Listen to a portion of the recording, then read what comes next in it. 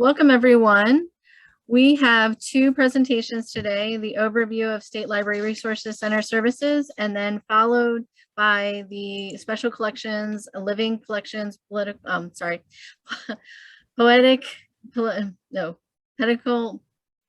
collaboration, sorry, my voice.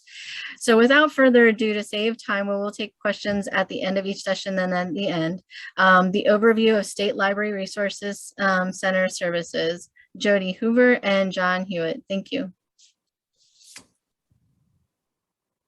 Good morning, everybody. Thanks so much for joining us. My name is John Hewitt, and I'm the manager of the Social Science and History Department at the Central Library of the Enoch Pratt Library, which is also the State Library Resource Center. And I'm joined by my colleague, Jody. Hi, I'm Jody Hoover. I'm the Digital Resources Manager at Enoch Pratt Free Library and State Library Resource Center. And so we're going to talk to you a little bit about the resources that we have at Pratt.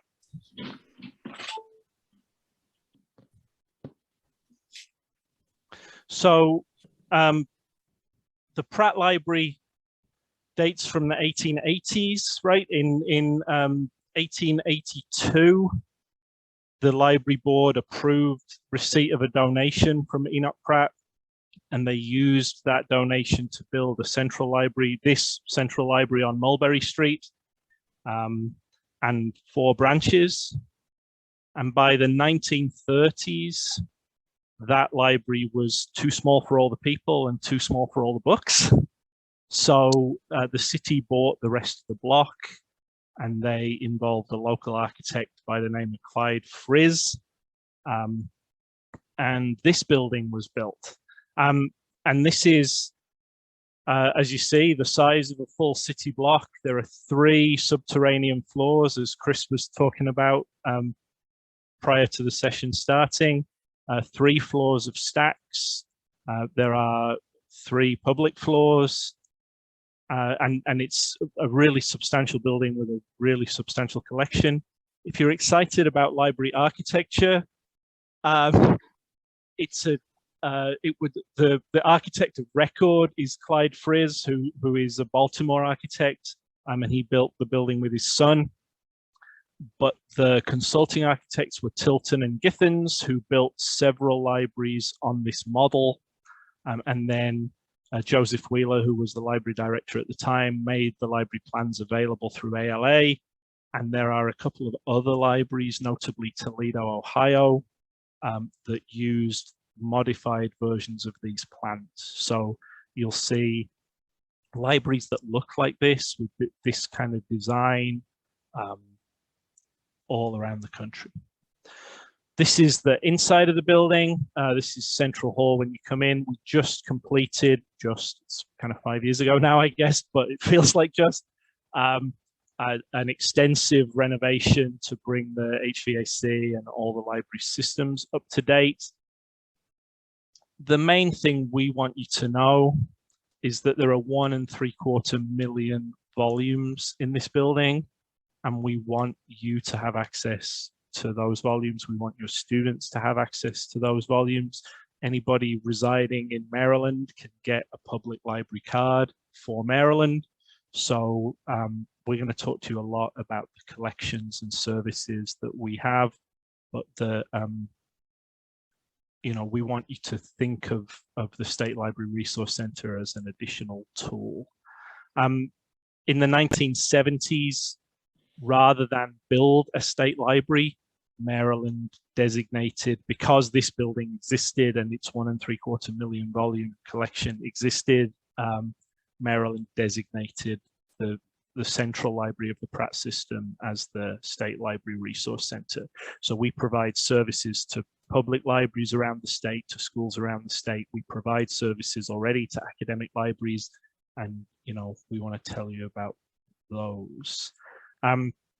The place to look, so you don't need to be taking extensive notes. Obviously, there's a recording too, but our website is slrc.info, slrc.info, and on the collections, services, and professional development tab there, collections, resources, services, and professional development, you're going to find information about everything that we're going to tell you about today.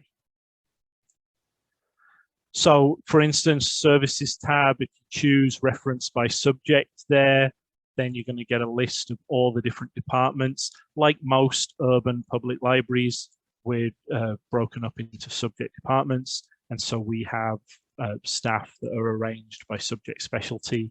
And this is how you and your students are going to be best able to connect with us. So again, that's services and references by subject. And here's the full list, right? So there's a small business center, business science and technology department, social science and history department, which is where I am. We're going to talk a lot about special collections, the items that we have that other places don't. And those might be things that are certainly things that are of interest to you. But again, this is how you would make that connection. So there are department emails and phone numbers. And then in terms of our collections, this is what the stacks look like. So this is one of those subterranean floors. Here are some of those 1 3/4 million volumes. And the 2 of these stacks, yeah, are the full size of the building. So you can stand on the south wall and look all the way to the north wall. The middle one has the children's department on one end and the former periodicals department that's now the facilities office on the other end, because both of those public departments used to have separate entrances, so that you could bring your kids in or come in and read paper without having to come all through the library. So again, as you see, extensive print collections. And again, these are items that we want to share with you and share with your students. And some of those items, 100 years of Sears catalogs, right, which I always talk about. Think about the research you could do with those about prices or tools or fashion or the way people wore their hair, or you could buy a whole house from a Sears catalog, right? So you can learn a lot about the social and economic development of the country in the last 100 years from a Sears catalog. We have the papers of H.L. Mencken. We have an extensive collection of African-American funeral programs, Maryland high school yearbooks. Again, think about the social history that you could do there. We're one of the only collections of circulating 16mm films that we're aware of, right? So you can borrow a 16mm film and show it. Periodicals from the mid-19th century, so more than 100 years of long runs of periodicals, including some really interesting and exciting things. We're a cooperating collection with the Foundation Center in New York, so we have a grants collection. So if anybody's setting up a nonprofit, working for a nonprofit, helping out a nonprofit, or if they're looking for a grant for themselves for a particular piece of work, you can do that using that Foundation Center database. We have a sheet music collection of songs from the 19th, 20th, and 21st centuries, 3,500 songbooks. And we have early automotive repair manuals. So anybody who's interested in the early history of the automobile, we have those. And these are just some of the more unusual and eclectic things, right? Obviously, we have a lot of other interesting things, but we want you to have some sense of the breadth and the sort of unusual items that are in the collection. And so here are some of those things, right? Here's the 1947 Sears Christmas book, some of the state yearbooks from Polly and from Morgan, and here a first day cover from the Poe collection, right, from 1949, commemorating the centenary of Poe's death. And just as an example of a department, right, the African-American department obviously focuses on African-American history and culture. They have a rare book collection on microfiche, a digital collection of photographs of African-American life in Maryland, an ephemera collection of postcards, posters, illustrations, funeral programs, all kinds of things that are sort of beyond the book. A series of maps maps that showcase important historic buildings and other sort of geographical representations of the African American experience. Microfilm, newspapers, journals, historic books, personal and organizational papers, and then, as we said, funeral programs from the 1960s to the present. And so in addition to the reference books, there are all these other things that you can use for additional research. Special collections, the same, all these different special collections, including Cater prints, information about Poe, Lisette Woodworth Reese's books and correspondence and poetry from when she was the Maryland Poet Laureate, and certain, we're a federal depository library, and so we have an extensive collection of war posters. And I'm going to turn it over to Jody to talk more about some of the other services. Hello, everybody. And John, we can go to the next slide. I hope that a lot of you are familiar with Digital Maryland, and some of your institutions might even be Digital Maryland partners. But as a refresher, Digital Maryland is a collaborative statewide digital preservation and presentation project. So we work with libraries, museums, historical societies, and sometimes private individuals to provide access to materials related to the history and culture of Maryland. So that's a pretty wide range of things. We currently have over 100 partner organizations that we work with, and about 142 collections on Digital Maryland.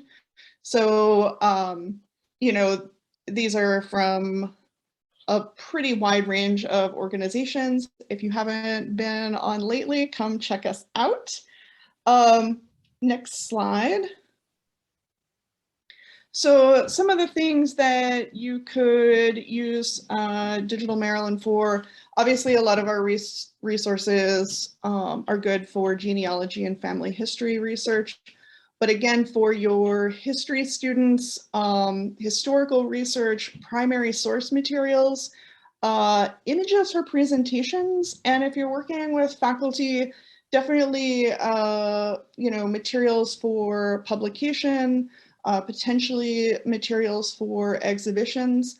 You know, it's a really good hub to come and find things, and sometimes really unexpected things. Like there's a huge collection of photographs from a couple of governors, like press teams. So like I was looking for something and came up with all of these beautiful pictures of snow in Garrett County, right? So don't forget to use us to find things that you might want to use for all sorts of presentations and publications.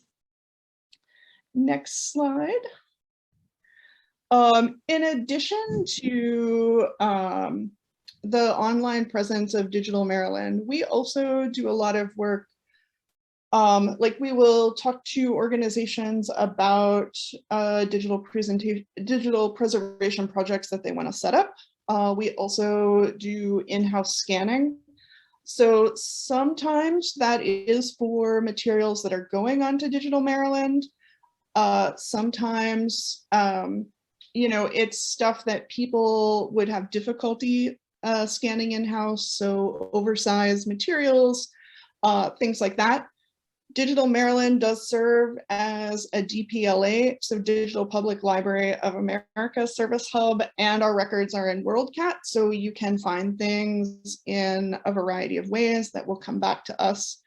One of our big projects that we've been working on is scanning a collection of 1,300 Black Lives Matter protest posters and other ephemera that were on the fence that surrounded the Capitol building from summer of 2020 to like January of 21.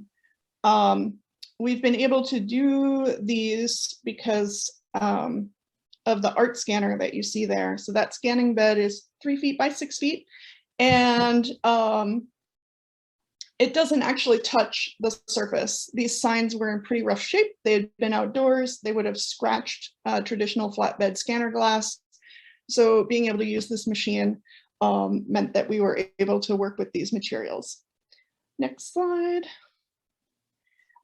This turned into a joint project between Digital Maryland, Enoch Pratt, and DC Public Library. So we're doing the scanning, DC Public is doing the metadata, and then we will share the information with each other and with the community archivists and activists that preserved the collection in the first place. So there's an upcoming Describe-a-thon event. I think there might be still some slots. If you would like to join us and describe some signs, we would appreciate the help. Next slide. State documents. I know everyone's eyes glazed over, but stay with me. Next slide. So one of the other big SLRC programs is the State Publications Depository and Distribution Program. So that initially, that program is two parts. So there's the physical distribution program, and we can actually skip ahead. So there's the physical distribution part of the program that state agencies send us materials, and then we distribute it out to our partner institutions. So some of you, again, might be on the list that you receive these state publications. So set up for a couple of reasons. One, to make sure that we had multiple copies in different spaces, and then also the idea that people from all over the state of Maryland have access to these materials in a way that is easy for them. Okay, and then we can just go ahead to the next one. The other part of the state documents program is the online repository. So we harvest born digital state documents, add them to the online collection, about 250 documents a month. They're available to search in WorldCat and in Pratt Library's main catalog if you want to search them along with other materials, or obviously directly in the online repository. And we can skip ahead. So one of the things that we do, the online repository is very contemporary documents. So it's stuff that's being published right now.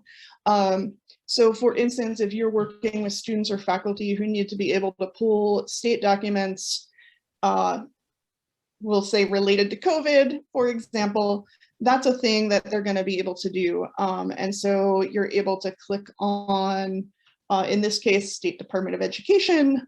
You can use the subject terms to narrow down.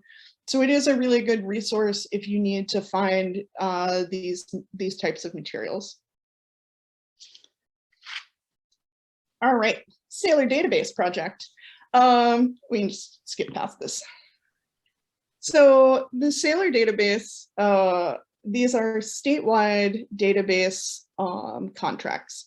So they are available to all public library card holders and all K through 12 public schools.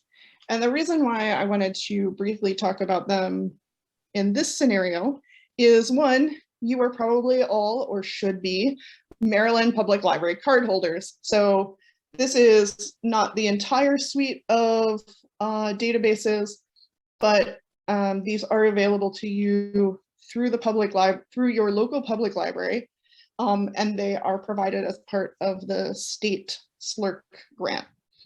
The other thing that you should know is that if you were working with first-year students from Maryland, particularly Maryland public schools, they most frequently are going to be familiar with these resources because they're what they would have used in school. And so sometimes when students are struggling, they end up coming back to the public library to find resources that are familiar to them. So it's good just to have an understanding of what is available. And also your students are eligible for public library cards. So if they sign up for public library cards, they will have access to things like Peterson's Test and Career Prep and Mango Languages. So we wanted to talk about that at least a little bit. We can move on. And so another kind of behind the scenes SLRC project that you might not realize is us, is the Maryland Interlibrary Loan Organization. So through SLRC and Central, we manage like the software portion of that. And then the delivery courier service for interlibrary loan is actually distributed through several hubs. But a couple of things.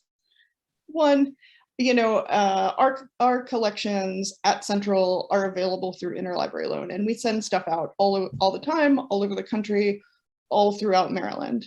We also do have academic partners in this program.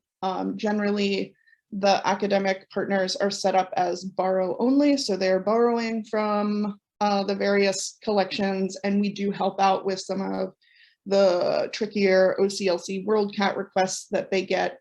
But that also gives them access to the courier system. So again, if you have if you are part of one of these institutions, or if you have transfer students from one of these institutions, then this is the setup that they have been familiar with. All right, are you doing? Yeah. Yeah. And so then finally, the you know, we run professional conferences too for primarily for public librarians, but we would certainly love to host academic librarians, both as presenters and attendees. So twice a year, there's a conference on a general theme. This fall, it's going to be DEI focused. There's a Sailor e-resources symposium also coming up, where we're going to discuss those Sailor databases that Jodi's been talking about. And the circulation conference this year is on September 28th, and that's primarily designed for staff who work in CERC, but obviously there's lots to learn for everybody. So, and as you saw, the call for proposals is open now. There's also an annual spring and fall webinar series. So that's one of our roles as the State Library Resource Center, is to provide professional development, share that information with with librarians throughout Maryland. And finally, come see us. We have really great exhibitions set up at Central. These are 3 that are set up right now. Soul of the Butterfly is about Chicory magazine, which was published by Pratt from 1968 to 1983, featuring poetry by Black teens living in Baltimore. So the exhibition talks about the history and the revitalization of the Chicory project, but all of the other issues are available on Digital Maryland, so check them out, they're amazing. We have a really great exhibition on Edgar Allan Poe that's currently up, and Treasures from the Vault, which traces the history of books and writing using materials from our own special collections. And it's a spectacular exhibition. You should definitely come look at it. And certainly if you haven't been at Central Library since the renovation, the building looks great, and we would love to have you. And if you let us know you're coming, we can walk you through on a tour. As we said, if there's anything you need, if you visit slurk.info and look there, you'll find out how to make that connection with us. And we're, super grateful for the opportunity to share this information with you.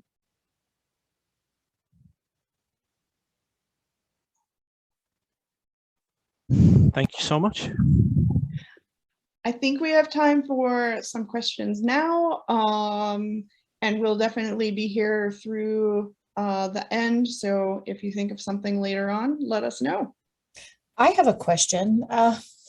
I'm at Hagerstown Community College, and we've just hired an archivist a few years ago, and she's created a digital archive for us and is currently digitizing photos and newspaper articles and things collected by various departments. Your H.L. Mencken papers and your Poe collection, are you digitizing those? Are they going to be part of Digital Maryland? So there are pretty significant portions of that collection already on Digital Maryland. And certainly I've made the joke, but it's absolutely true, that I could spend 5 years just scanning materials at Pratt and not touch it, let alone materials from the rest of the state.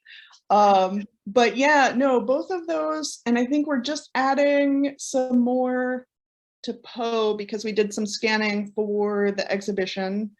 And Mencken has considerable stuff, but again, that we'll probably keep doing. There's a great collection that just went up of oral history recordings on the history of saving the H.L. Mencken house. And all of the work that various groups did to preserve that property. So yeah, take a look. That's great. Well, if we don't already have Digital Maryland on our History LibGuide, we'll certainly get it on there. It's going to be a wonderful primary document source for our students. So it's great to know about this.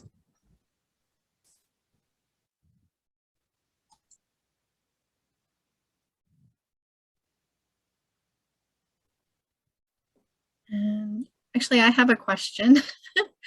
If somebody had something in a private collection, is there a way to have it, evaluated? Oh, that's a John question. Evaluated for Maybe condition? for it to be possibly added to the collection. Is there a person to contact for that? That might be too outside. I'm wondering if that's in the purview. To add to Digital Maryland, or to add to Digital Maryland, to add to the collection. Yeah. So thank you. Sorry. No, we get asked a lot to evaluate like coins and books and things in people's collections, which John knows more about than I do. For Digital Maryland, we do sometimes work with individuals for the project itself. We are not a collecting entity, so I scan it and give it back. That being said, Pratt and Central Library is a collecting entity, so then that conversations get shifted to my colleagues in special collections, or the Maryland department, or the African American department, or wherever it seems like that conversation would be the most appropriate. But it does not have to be part of the Pratt collection in order to be on Digital Maryland. Thank you.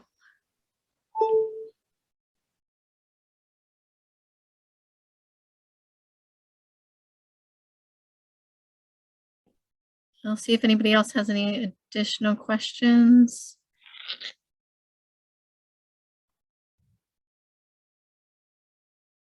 Well, thank you, Jody. Thank you, John. Thank you so much. Thank you.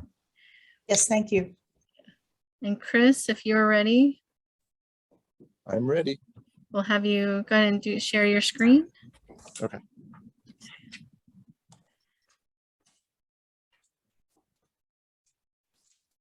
Okay, can everyone see that? So Chris, in an effort to save time, I'll have you introduce yourself. Sure. My name is Christoph Kazamasima. I work at Towson University at Cook Library. I'm the e-reserves manager, but just recently I've donated roughly 6,000 volumes of poetry to the university. And we're creating something called the Baltimore Poetry Library. And thank you, John, and thank you, Jody, for really highlighting the potential for relationships between academic and non-academic entities. I've worked extensively with arts advocacy and community advocacy, and we spent a lot of time at Pratt Central and at Waverly Library as well, which is part of Pratt. And we've done so much with the kids and with the community. And I think this is a really great time to share resources, not just with our academic community, but also with the citizens of Baltimore and Maryland. So I want to thank Jody and John again for helping us see the potential there. And I just want to say, Jody was really important a player in my own experience as a publisher, because she is an illustrator and a printmaker, and she created so many wonderful covers for Furniture Press books, which I run and publish. So there's a wonderful and serendipitous relationship happening right here currently and on the same screen. So whoever put this together is a genius. I'm going to read from a transcript, which I think Jen is going to send to everyone. And this talk is called Special Collections, Living Collections, Poetical Collaborations Among Departments and Colleges. So what I'm hoping to do over the course of, the rest of my time, my career at Towson, is to look at poetry in the light of other departments and colleges on campus, and look for opportunities for collaborations that are both empirical and artistic at the same time. So I will read this, and I'm going to show you some pictures from past events and from the various iterations of the library. And you can watch that. This is virtually a narrative, not so much a talk. So please enjoy these photos. Speaking of his own work, the poet Robert Duncan said, "I make poetry as others make war, or make love, or make states or revolutions, to exercise my faculties at large." If you stop to think about this word, poetry, you might imagine a solitary reader rummaging through fat books of verse, searching for that perfect aphorism, or slim lines broken by rhyme and jammed by mood, or perhaps shaped in those skinny rectangles we all immediately recognize as poetry.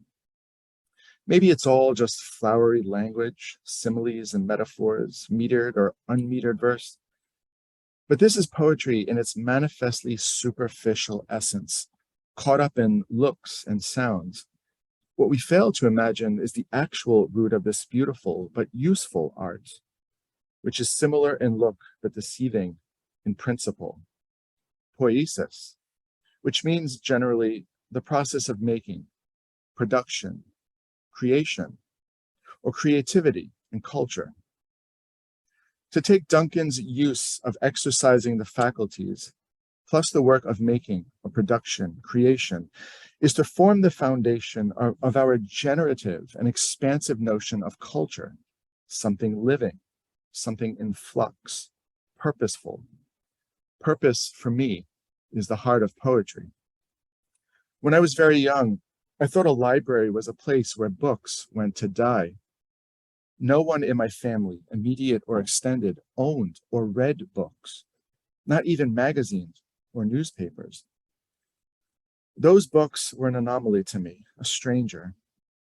In the 5th grade, Mr. Parisi asked me to submit a story to a local competition after hearing me wax poetic to my friends, making up rhyming jokes on the spot. It placed first out of thousands of entries, I like to think, which was a surprise to me because I had no idea what I was doing. But thereafter, my teachers entrusted me with the word, asking me to read or recite my stories and poems in class, virtually inflating my ego to Shakespearean proportions.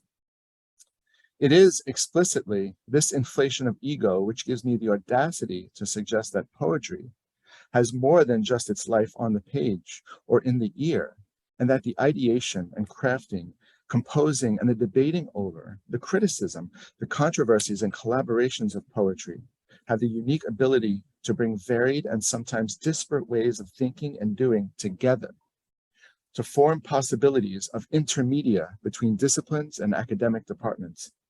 This is an introduction to the Baltimore Poetry Library at Towson University. After various iterations at first the Towson Arts Collective, where the collection capped at about 150 titles, then at Litmore in Baltimore City, where we breached 1,000 titles after a big donation from a local author. Then in my co-conspirator Douglas Mowbray's office, where it lay dormant while we looked for a new home for the quickly growing collection. Then at the University of Baltimore, where it reached national acclaim. I decided to donate the roughly 6,000 volumes of these titles to Towson University. It is made up of single author collections, anthologies, poetics, and criticism. It is also made up of handmade chapbooks and ephemera, objects, illustrated broadsides. It's even made up of baseball cards and flip books, hand-printed and painted incunabula that defy categorization, including a small book with a birch bark cover. Let's get back to exercising those faculties. The title of my talk is Special Collections, Living Collections, Poetical Collaborations Among Departments and Colleges. The simple question is, what is the efficacy of interdisciplinary studies, which leads us to the why? Why study and research traditional disciplines in an untraditional, poetic manner? I will use the problem areas of racism, climate destabilization, and psychotherapy to elucidate the obvious connections between traditional disciplines of study and their poetical resonances. Citizen, an American Lyric, is a 2014 book-length poem and a series of lyric essays by American poet Claudia Rankine. Citizen stretches the conventions of traditional lyric poetry by interweaving several forms of text and media into a collective portrait of racial relations in the United States. In her critique of racism and visibility, Rankine details the quotidian microaggressions African Americans face, discusses controversial incidents such as the backlashes against tennis player Serena Williams, and inquires about the ramifications of the shootings of Trayvon Martin and James Craig Anderson. She intersperses her writing with images of various paintings, drawings, and sculptures, and other digital media to render visible the Black experience. Here, poetry humanizes the plight of oppressed and unfairly treated peoples in a voice that is characteristically expansive. Imagine the potential of race studies, critical race theory, historical biases, and how they play out in our daily lives, using an approach that is poetical. In other words, this is how I see it. Coupled with rigorous empirical research using comparative disciplines like sociology or criminology or philosophy to produce a new kind of research, a new kind of saying that puts the individual consciousness back into the academy via personal experience.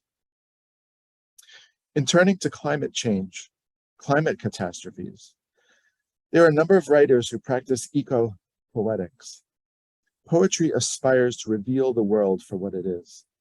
Eco-poetics reaffirms the world in its complexity and proposes an engagement with, or attunement to, an original world.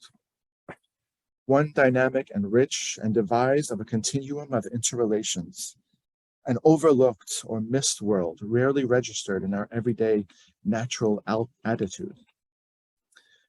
As a discipline, poetry is vigorous, imaginative, and alternative. It opens up clearings in our mental conception of the world, providing us with new paths of investigation, and it makes available other possible worlds to those commonly offered to our understanding.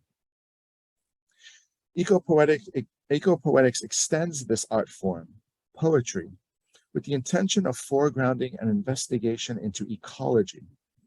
As a discipline, eco-poetics investigates how the human is situating within its habitat, how home is defined and built, where or whether borders exist between body and world, human and other, space and place, and how sense activities, physical presences, memory, and moments of thinking locate and assist the human desire to navigate the self in the world.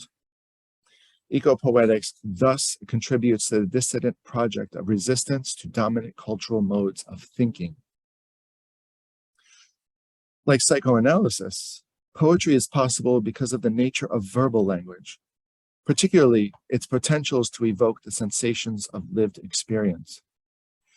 These potentials are vestiges of the personal relational context in which language is learned, without which there would be no poetry and no psychoanalysis.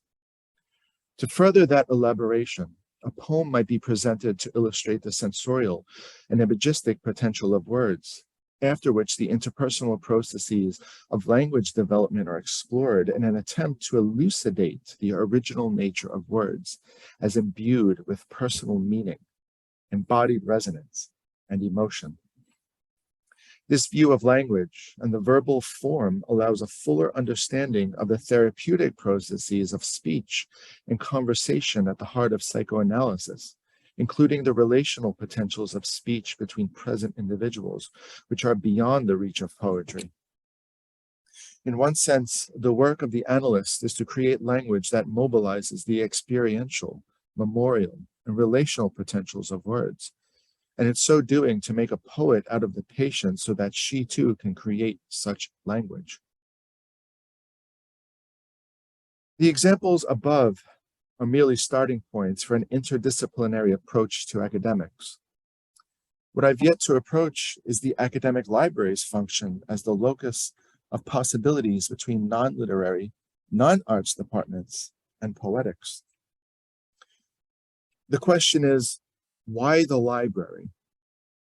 Simply put, the library is a repository par excellence, not a mausoleum, but a living museum of findable, usable, interpretable materials.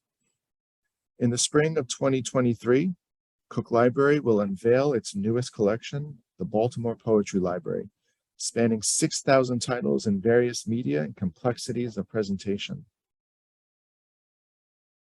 Housing it in one space will allow the Towson academic community and its partners to exist and work in collaboration without the limitations of department walls. In my own vision of the Baltimore Poetry Library, I dream of the limitlessness of cooperation between minds and bodies. Imagine students in the languages department studying the history of regional poetics and poetries, employing their peers in the history department to work on best research and evaluation practices, ethnographies, and perhaps studying regional dialects and unknown writers. Imagine students in the music department setting poems to scores for jazz vocalists, or longer serial poems like Omeros by Derek Walcott as librettos for orchestral pieces, or even using experimental sound poetry to accompany instruments in the avant-garde tradition. Imagine students in psychotherapy and counseling utilizing poetry workshops as writing therapies for their clinicals and pre-med studies. Imagine students in AI developing technologies wherein computers learn how to compose and recite poetry. Imagine students in the art department illustrating poems and works by students in the English department and laying out and hand-making book designs to encompass those works of these budding writers. One of the most rewarding experiences in my life was organizing the It Takes a Village workshop in Baltimore City. Partnering with the Village Learning Place, an independent library that catered to school children and its neighbors in the Charles Village area, we developed a writing program that showed young boys and girls how to compose and write poems, edit them to perfection, lay them out with the help of a book design software, then publish their works in an anthology which they read from and gifted the community at a book release and signing party. Here, from start to finish, was a chance to empower the children to say, in their own way, in their own time, "This is how I see the world." Ultimately, I see the library as an incubator, a place where people from many different backgrounds and disciplines and dialectical communities and nations and affiliations come together to share how they see the world and how to see each other as equals, as poetical partners in the struggles and joys of everyday life. Poiesis, the process of making anew, of seeing anew, and of unmaking the old biases and prejudices that keep us moving backwards, blind and dumb and deaf to each other, the library, the center, the heart of all poetries, incubator and liberator. That is my talk. And I would now like to open it to questions, not just for me and the Poetry Library, but also considering a relationship between outside organizations like Enoch, Pratt, Central, especially. So thank you, Jen and John and Jody, and I'm happy to open it to questions now.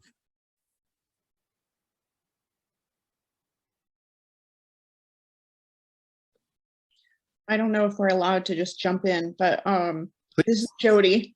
And so when you were going through the pictures, oh, I should say I'm very excited to see the Waverly branch Yeah. of the collaborations. Yay. But also, how will the collection be housed at Towson? Is it that similar setup with like the couches and it's kind of more informal, or is it going to be like more formal library setup, or has that not been decided as of yet? But I understand, and you know, things in this library especially change day by day, especially with construction happening at the moment. We have a room, a really beautiful room designated for the collection, so it will be in one space. With the walls encompassing the collection. And I'm not sure if we'll have a community table, like a giant table in the middle, perhaps couches. We're not quite sure yet, but the entire collection will be in one place. And I hope that will determine the dynamic of the furniture and the way people exist and use the space. And maybe somebody else from the library can answer that question better for me. I put something in the chat. Susanna Yaki here. We have flexible furniture that's going to go into the space that you can configure a community table and you can gather around it, or you can arrange private study areas. There'll also be some soft seating. We're talking about getting various types of lighting too. One of the things we have some furniture that we will be using, but it's a donor priority for next year to try to find someone to donate better furniture and help us configure the room the best that we can. So we do have existing furniture we'll be using, but over the long term, I'd like to work with donors to try to make this space truly unique and much more special. I think that's really exciting. I mean, I've had the opportunity to see this collection in several iterations, and definitely the space, I think, it does so much, it changes so much how people interact with it. So that's really exciting to hear.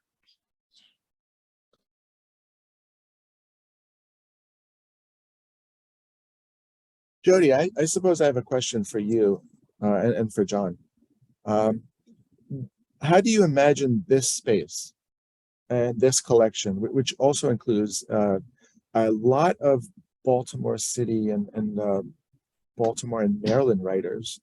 How do you see that kind of collaboration happening between our library and yours? And John might have a little more. From my perspective, seeing the ways, like the Chicory exhibition was a really great example of being able to digitize something from our collection to make it available. And then there's actually a professor named Dr. Mary Rizzo from Rutgers who had done a lot of research on the collection that then came back to us with this exhibition idea, and working with students and working with local Baltimore students, that then turned into being able to potentially like revitalize and continue publishing this poetry zine. And so just sort of like following those connections with programming and pulling in different types of people in different communities is really fascinating to me. So I don't know, it's like following threads, right? Like you just keep asking, and you will find your people. That's how I imagine it happens. It's you just throw something out there and see what catches. I don't know, maybe there's a more formal approach. Of course, well, of course.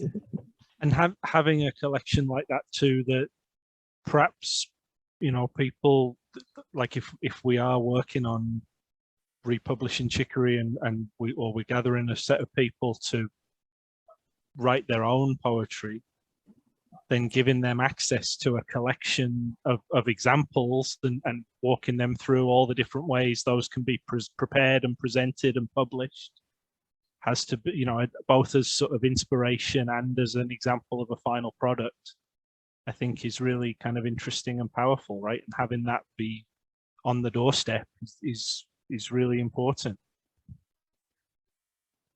And it's easily accessible to all of our patrons and all of our communities. Absolutely.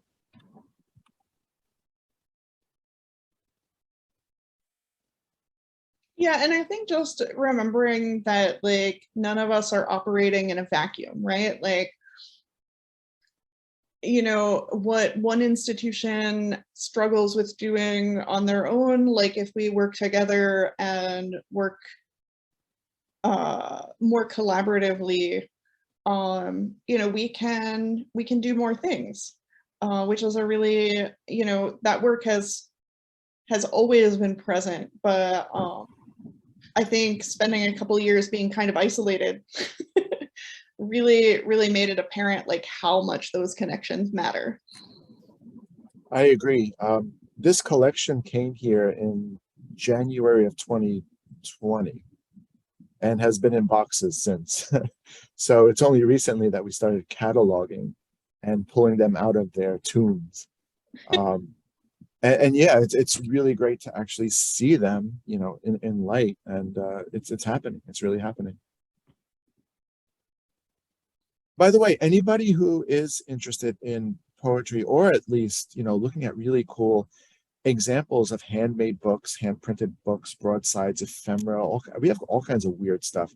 And I'm serious when I say we have baseball cards. We have poetry baseball cards, which are a lot of fun to hold in your hand. And if you've ever collected baseball cards, but I would be absolutely thrilled to give anyone here, your colleagues as well, a tour of the collection and what we have, and a tour of the space, and hopefully build some partnerships.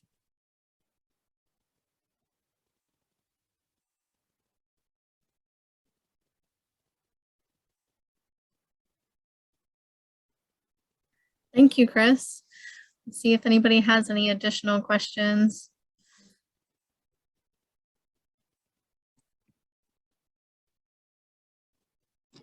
We're looking forward to everybody visiting Central and Enoch Pratt in our future poetry collection in spring of 2023. I want to thank again and John and Jody and Chris. Thank you, Luann, for being my person on the TCAL here. I want everybody, thank you for attending TCAL today. Also, if you would like, I'm going to add into the chat here, just 1 second. A link to our main page if you don't have one already. My screen is not shrinking. We do. And I'm going to grab that link here. And we'll be interested to hear any opinions you have about the conference. I believe that goes out by email later to anyone who's registered. Is that right, Jen? Yes. An evaluation. So any constructive criticism or just anything that you found pleasurable and fun, we'd love to hear about it. It looks like I have to go all the way back to our session. Here we go. I'm going to add this in the chat. Thank you for your patience, everyone. And I think there you go. All right. Thank you, everyone. Thank you. Thank you, Jen. I put my email in the chat, just in case anybody wants to look at that. That's a great idea. Yeah. Thank you. Actually, let me do this correctly. Hold on. There it is. Okay. Okay. Right, great. And Jody and John, if you want to do the same, this is recorded, so. Sure.